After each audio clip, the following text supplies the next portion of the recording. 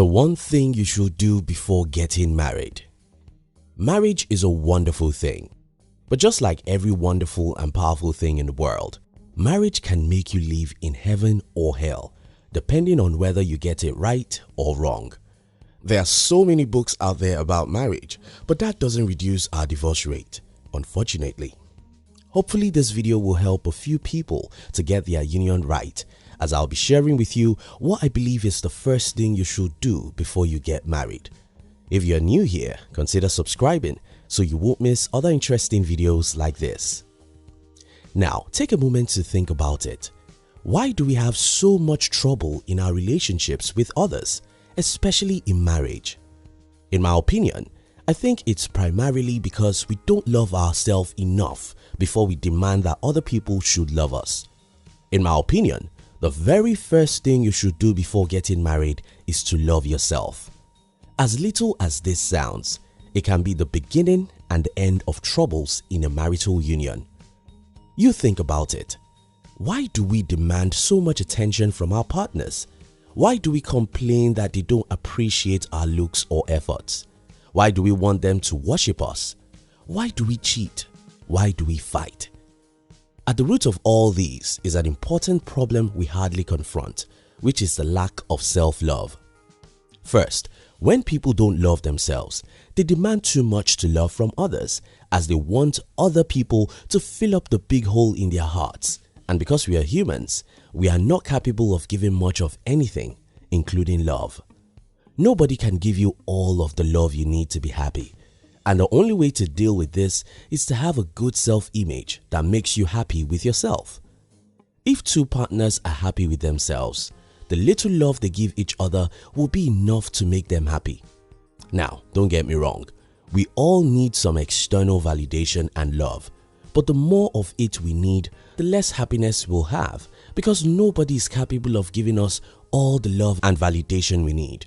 You must give yourself a good dose of it, so that the little others give you will make you happy. 2. You can't give love if you don't love yourself. I have two parents. Of course, that's not news, as everyone has two parents. Now, what's newsworthy is that my mother loves herself so much, while my father, unknowingly to him, really don't like himself that much. Guess who is happier? You know it. It's my mom. But not just that. Guess who loves most? You also got that right. My mom. Now, my mom is the definition of love.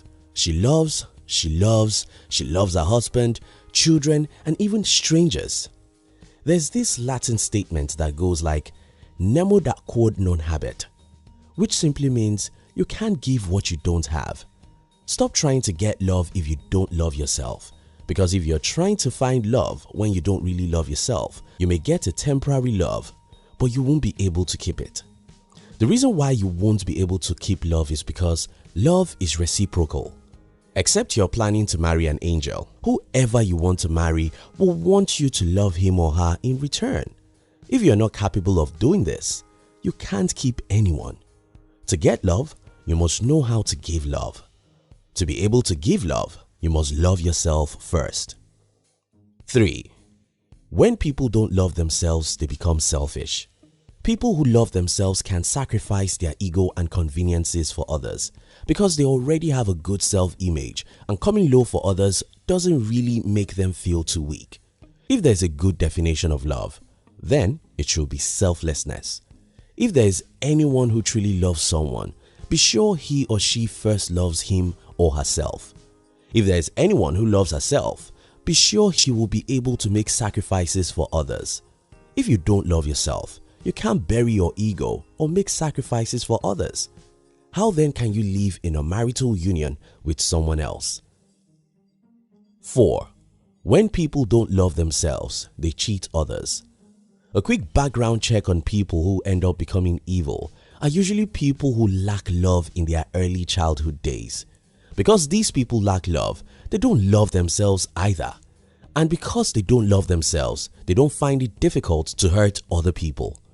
While most people would think that it takes courage to go around and sleep with everybody, it's actually a result of low self-esteem, which originated from lack of self-love.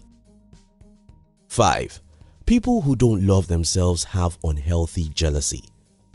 While some dose of jealousy is good in relationship, unhealthy jealousy isn't. But because many people don't love themselves, they want to do all they can to do what they cannot.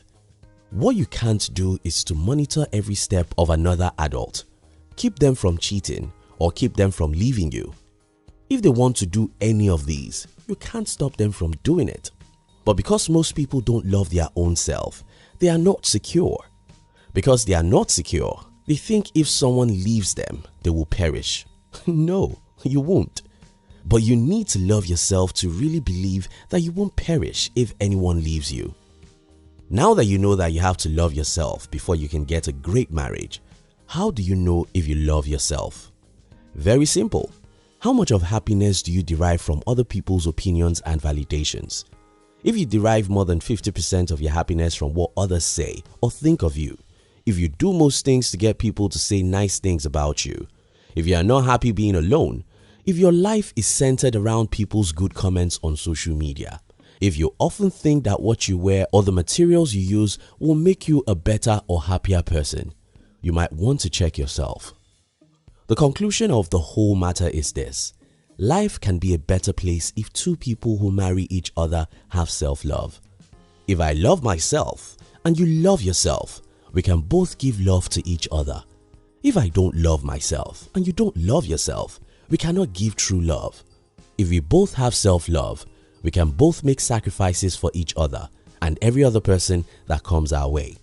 If we both have self-love, we can expect little from one another, and since no human being is capable of giving much of anything, the little you give me will make me happy, while the little I give you will make you happy. Now, if you love to have a great marriage, love yourself and marry someone who loves him or herself. Thank you for watching our videos. We'd like to give you another interesting video for you to enjoy next. But before then, our team will be very happy if you can like this video and share it with your friends on social media. If you're new here, don't forget to subscribe so you won't miss other interesting videos like this. Look at your screen now to see 2 other videos we handpicked for you to enjoy next. We love you.